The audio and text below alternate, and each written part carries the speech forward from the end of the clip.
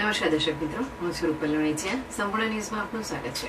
ગુજરાતના પાલનપુરની માત્ર 8 વર્ષીય નિક્ષા બારોટે વિશ્વ પ્રસિદ્ધ mount Everest base camp track સફળતાપૂર્વક પૂર્ણ કરીને પ્રેરણાદાયક સિદ્ધિ નોંધાવી છે. અનુભવી એવરેસ્ટ નિશાના માર્ગદર્શન હેઠળ યોજાયેલા આ અભિયાનમાં નિક્ષાએ હિમાલયના કઠિન માર્ગો, અતિશય ઠંડી અને ઊંચાઈના પડકારો વચ્ચે પણ હિંમતપૂર્વક ટ્રેક પૂર્ણ કર્યો હતો.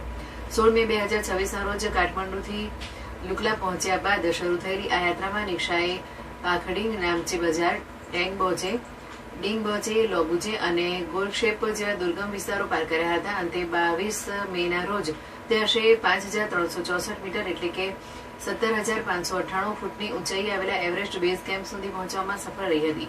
નિક્ષાના પિતા નિલેશ બારોટે જણાવ્યું હતું કે સમગ્ર અભિયાન અંદાજે 130 કિલોમીટરથી વધુનું હતું, જેમાં નિક્ષાએ માત્ર 7 દિવસમાં પૂર્ણ કરીને અનોખી સિદ્ધિ હાંસલ કરી છે. ટ્રેક દરમિયાન તેણે -ડિગ્રી ઠંડી, ઓક્સિજનની ઓછી માત્રા અને જોખમી પથરીલા રસ્તાઓ જેવા પડકારોનો સામનો કરવો પડ્યો હતો.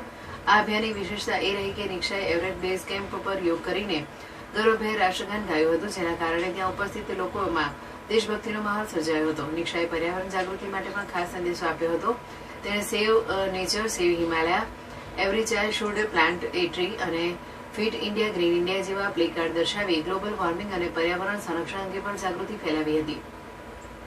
ઉલ્લેખનીય છે કે નિક્ષા બારોટ અગાઉ 6 વર્ષની ઉંમરે ઉત્તરાખંડનો કઠિન કેદાર કાંઠા ટ્રેક પણ પૂર્ણ કરી ચૂકી છે. ઉપરાંત તેણે અરુણાચલ પ્રદેશથી ગુજરાત સુધીની અંદાજે 4556 કિલોમીટરની પેડલ ટુ પ્લાન્ટ સાયકલ યાત્રામાં ભાગ લઈને વૃક્ષારોપણનો સંદેશો આપ્યો હતો. પર્યાવરણ અને સાહસિક પ્રવૃત્તિઓમાં ઉત્કૃષ્ટ કામગીરી બદલ તેને 26 જાન્યુઆરી 2026ના રોજ જિલ્લા સ્તરે સન્માનિત પણ